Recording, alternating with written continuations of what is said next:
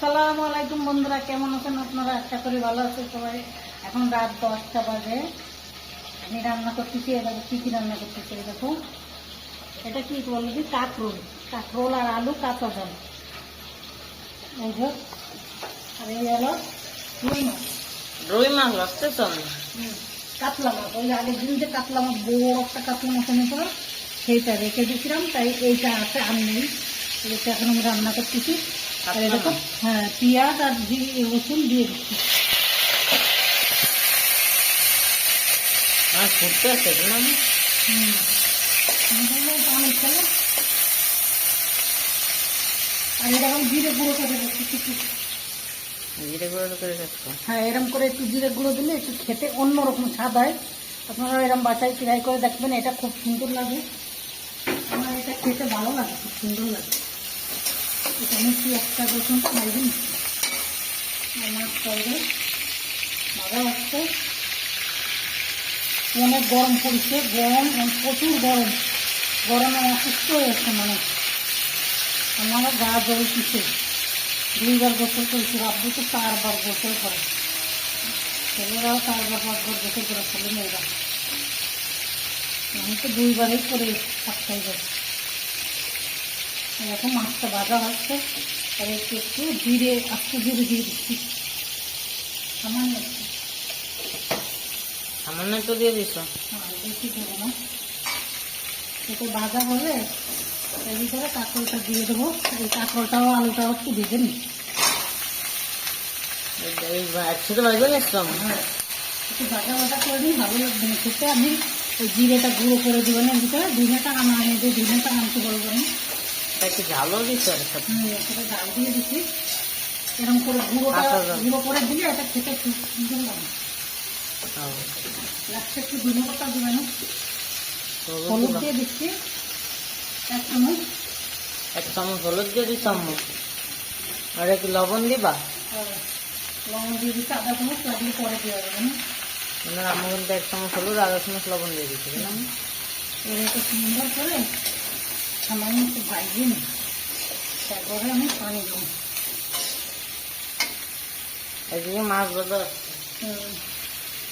ওটা অনেকটা তেল আছে, আমি এই তেলটা ওর ভিতরে দিয়ে দেবো।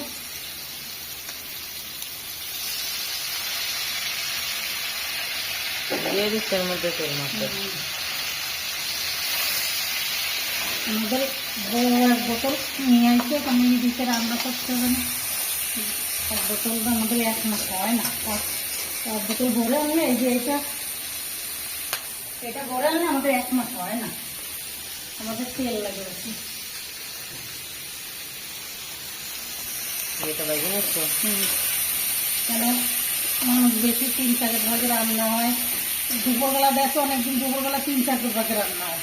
রাত্রিবেলা আবার দেখা হচ্ছে কি যে 2 ভাগের ভাগে রান্না হয়। এই জন্যই তেলটা বেশি লাগে। এটা ওটা খালি পরাটা খেয়েছে, ওই বেশি বেশি তেল লাগে। সকালবেলা আলু ভাজা করা লাগে। এরকম কত সুন্দর করে মাছটা ভাজে নিচ্ছি পরপর করে। এই মাছটা খেতে এত স্বাদ, মানে সেই স্বাদ বলার মতো না। এখানে মাছটা পুরো তাজা।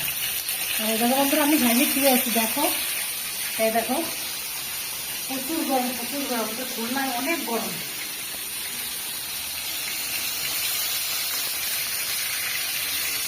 ভাজে নিচ্ছ মাছটা? মাছটা ভেজে নিচ্ছি।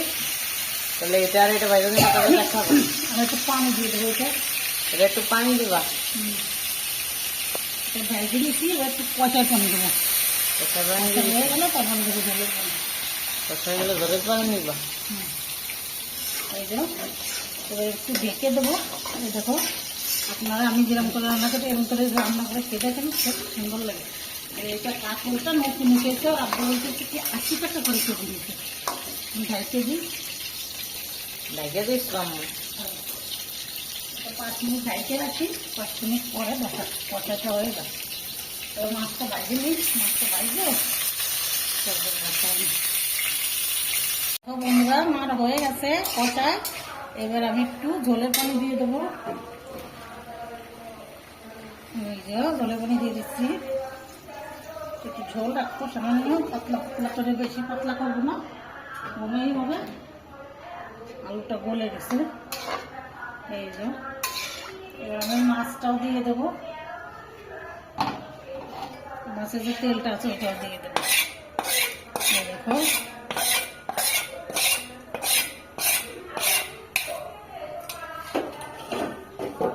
একটু ধনে পাতা দিয়ে দেবো। একটু ধনে পাতা দিবা? ধনে পাতা দিয়ে দিছি। ধনে পাতা দিয়ে দিছো? এবার জিরে গুঁড়োটা লাস্টে দেবো নামানোর সময়, ঢেকে দিই। হয়ে যাবে তাহলে দেখাবা। হয় না, তরকারিটা কত সুন্দর হয়ে গেছে। এই দেখো, হেবি সুন্দর একটা ঘিরান বেরোচ্ছে। খেয়ে দেখি কিরম হয়েছে। সেই স্বাদ হয়েছে বন্ধুরা, খুব সুন্দর হয়েছে। জিরে গুঁড়োটা দিয়েছি না, ওইটার জন্য ফ্লেভারটা হেবি সুন্দর হয়েছে। আর নতুন তরকারি খুব সুন্দর লাগতেছে। আজকে এই পর্যন্ত। আল্লাহ হাফেজ, সুস্থ থাকো, ভালো থাকো। আল্লাহ হাফেজ।